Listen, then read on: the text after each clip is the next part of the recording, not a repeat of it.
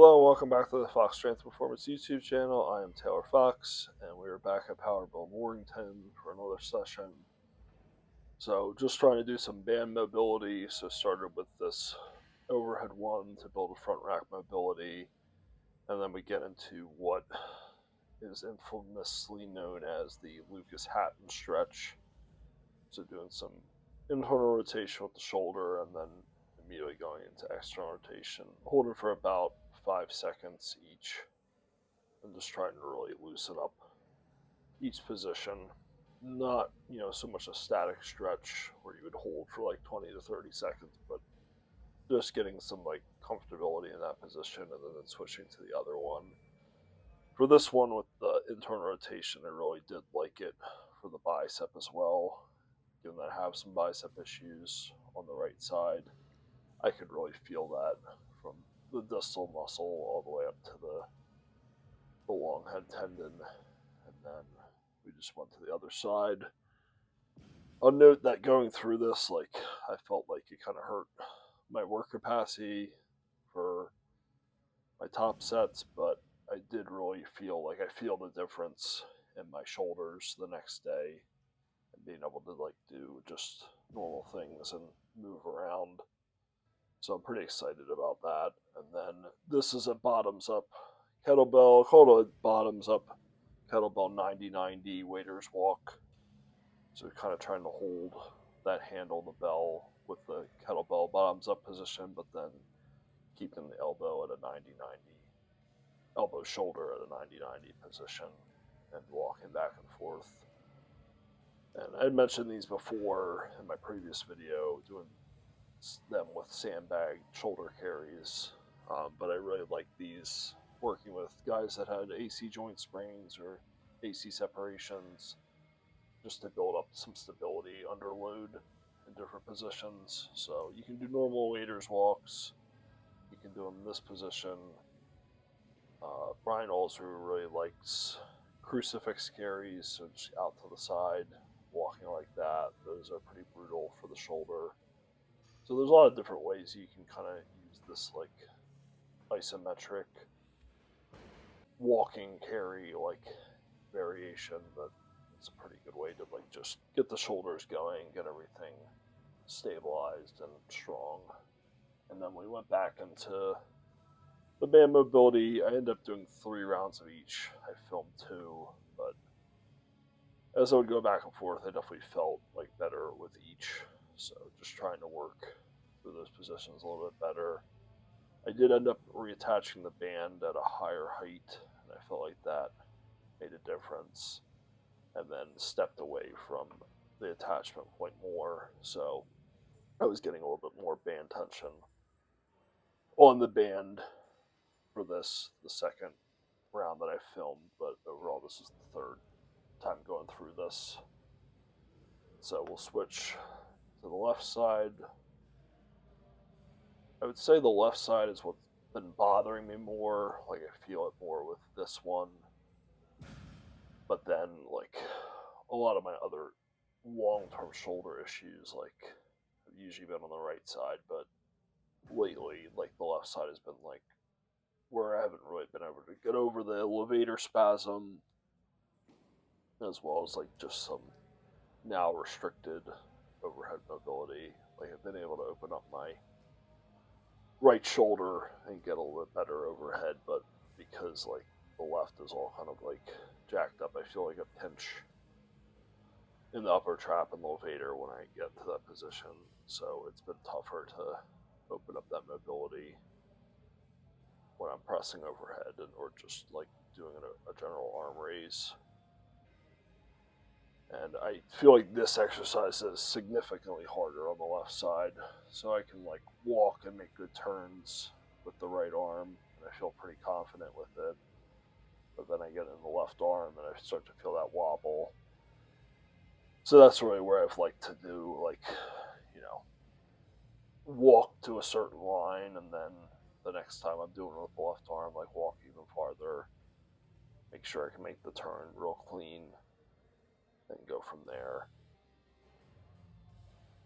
But overall, I feel like this is good work, and I'm willing to sacrifice like results on top sets to get this kind of stuff in. And you often see, like, I've experienced it where you're like, I'll do this at the end. It's like a good finisher, that maybe you kind of run short on time or you're just exhausted from working sets and you don't get it in. It's like it ends up kind of being the forgotten part of training. Whereas if you do it as the warm up, like, you're getting all that training effect in, and then you still get to your main movement, which, it's like I've been bench pressing for decades, but this stuff, like, in the grand scheme of things, I haven't really done that much. So just trying to make sure that I'm getting that quality work in. And then here, I just make sure that I can actually fail properly, like the safeties are set up accordingly. I think that's a very smart thing to do. I also noticed, like, one of the pins is kind of like jacked up on one of the benches, so I actually switched to this one because I kept trying to pull it and it wasn't even like in the hole, and then I would like jam it into the hole, but it's not like, I don't feel confident with it stabilizing the safety well, so I switched to this bench. Like, even just with like 315, it's still dangerous. You want to make sure that you have solid safety set up and a good like structure to use with the equipment. And then we just got into some sets of 5 here on bench, so I'm going to work up with sets of 5 until 275, and then 3 on 275, and then go for some top sets at 315. Putting the strong cuff on from Slingshot has been a huge help with the lateral epi over the elbow sleeve, and I've really enjoyed like pressing with that. And honestly, like, I obviously ran out of steam, which you'll see, but like these early sets, like, I felt really good. Like, I felt a lot better than I have like unracking a bar in a while, and so it's very encouraging. And I do feel like I definitely had more today watching the video, and the bar speed, it was just like I felt like I had like lead in my arms by the time I got to my top set, and it just wasn't really there that day. I was also say like my body weight was a little bit down. Like, I was probably a little like underhydrated, a little depleted, working a lot lately. But overall, the shoulders are feeling better, elbows feeling better. Like, I'm able to get the weight out of the rack, feeling good, and move it efficiently. So that's really what it's all about, like, long term, is just getting quality movement in and be able to move weight well. So this will be the last warm up, and I was like, that just feels good. Like, I felt good up until this point, so I just hit that for 3 to kind of take a little bit more rest before 315. And I definitely did have some like high hopes for 315. I think my best is 15 reps. I've done anywhere between 10 and 15 multiple times, and I would like to, continue to push that. I do feel like bench press has value for like just additional tricep volume without the overhead stress that you're going to get from like military pressing and your standard strict press, push press. So like there's only so much you can do with that, and I do think you need to like make sure you get other volume in through bench pressing, through incline, either using machines or using dumbbells. Just make sure you get like enough stimulus to keep growing and keep progressing your strength in these movements.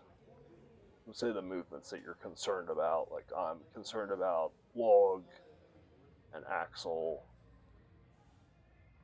and circus dumbbell, but you can use this as like a kind of indirect way to build some strength in those muscles in the triceps and the delts and the chest. So yeah, I did 7, or I did 6, and then I was like, this ain't happening today, so I just did a 7th and paused it. It's kind of frustrating because I feel like I did 10 like no problem a previous week. I guess that was 2 weeks ago, and then I was like, this should feel easy, but again, it just wasn't a great day. Like, I worked some long hours the day before, like all the work that I did warm up wise. So I was like, let's just throw in the slingshot. I still want to get another set in, but I don't want to like go nuts. Like, I would like to get some more reps. So I figured use the slingshot to build up that volume a little bit. I don't really know what happened here, but I just got the bar in a weird spot in my right hand, so it just was like pinching some of my skin up towards my calluses. So it was like very uncomfortable. So I was like, just get 10. Like this sucked the whole time I was doing the set, but I was like, let's just get 10. I don't think I was really near failure. Probably 2-3 reps in reserve. Again, pretty worn out from the first set, but finished it off strong. I was just like, I'm done with the pressing for today, so let's move on to some shoulder stuff.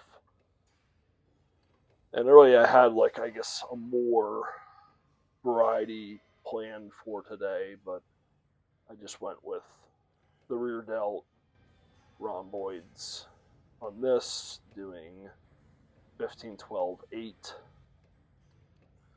and then I'm going to work my way back up on lateral raises after this. But just getting some good volume in and keeping it interesting.